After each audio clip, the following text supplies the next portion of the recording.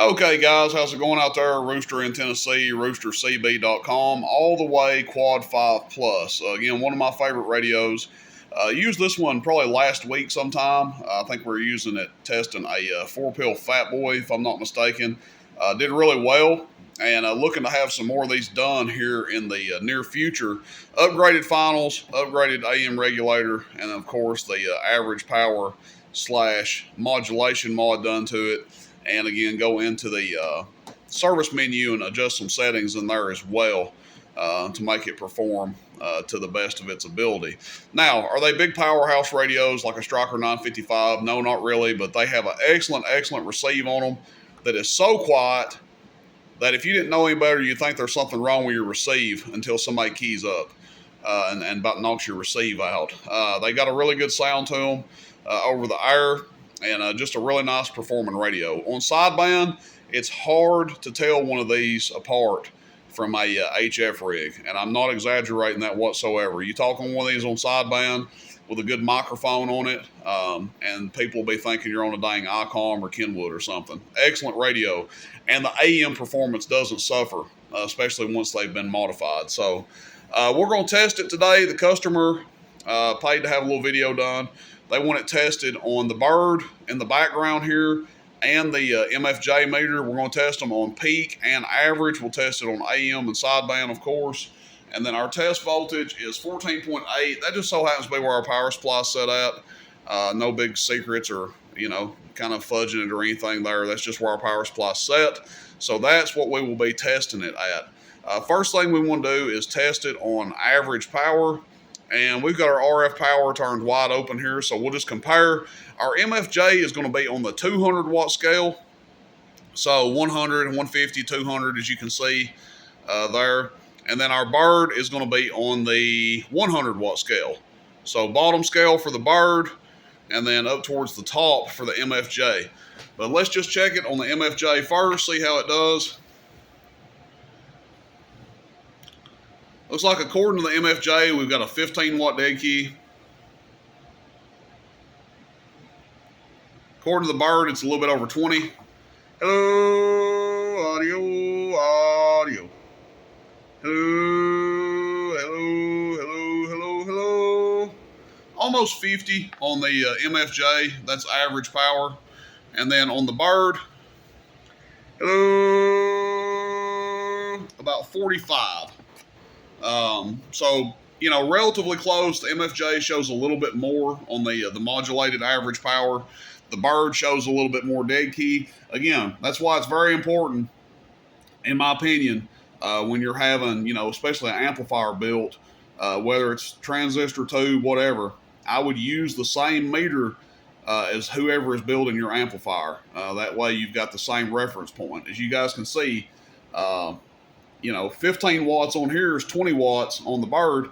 Well, if somebody tells you, don't put but 15 watts into your amplifier, carrier, dead key, and they're going to buy a Bird meter, and you put 15 watts on the MFJ, then you're actually putting 20 watts into it. So just something to keep in mind, back of your mind here. Okay, let's go to peak power on our MFJ, and then we'll do the same thing on our Bird. Again, 200 watt scale. Hello, audio. About 80 watts, 75 to 80 watts. Generally, the MFJ will show a little bit tighter on PEP. The Bird will show a little bit more snug on average. This is your PEP on the Bird. Hello, audio.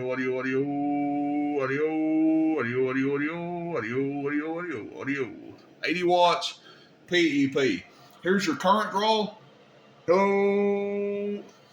Let's go back to the hello audio.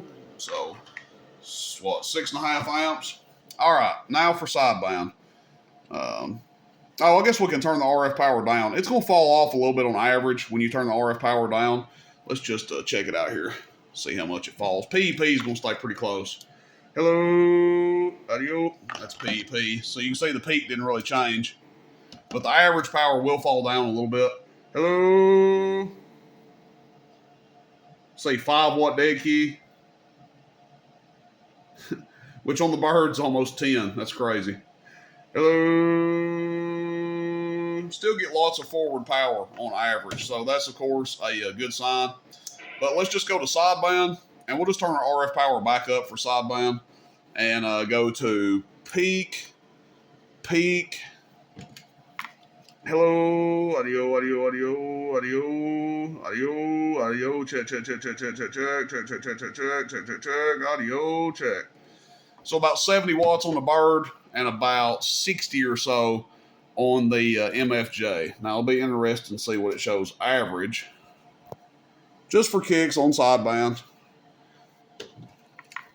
Hello, audio. So the Bird is showing, 60 average. Hello, audio, check. 50. Hello, 50, and then the MFJ showing what, 40. Here's your sideband current draw. Hello, 7, maybe 8 amps. So that's it. Good performing radio, one of my favorites out there. Recommend running it with a 2-pill 2879C at the bare minimum. 4-pill 2879 standard would be fine. Those would kind of be the two that I would look at running it with. If you start running into a 6-pill, you're not really going to see a lot of gain from that because you're going to be underdriving it so much. But the 2-pill 2879C, it'll knock the crap out of it, and it will survive. The 2-pill will with the 2879C. They can take a radio like this, no problem. And the 4-pill 2879 standard with the standard HG 2879 would be my other recommendation. A lot of people ask, hey, can I use this with RM Italy? You can before it's modified, okay? Once you have the radio optimized, modified, the all-the-way mods, what we call it, you don't want to run this with RM Italy. You'll kill it. It will not last with this radio. So if you don't have anything done to it, you just convert it or whatever, go in the menu and, mess with the settings and just adjust it like that, you can run an RM Italy with it. A lot of people do that, and they're very happy with the performance they get, and they're content with that. But if you want the best out of the radio, I do recommend the full mods, the all the way mods done to it. Alrighty, I hope a customer gets what he's looking for out of this video, and I hope it meets or exceeds his expectations. Let me know what you guys think. More of these to be available soon. Rooster in 10, roostercb.com, all the way Anytone Quad 5 Plus. See you, bye.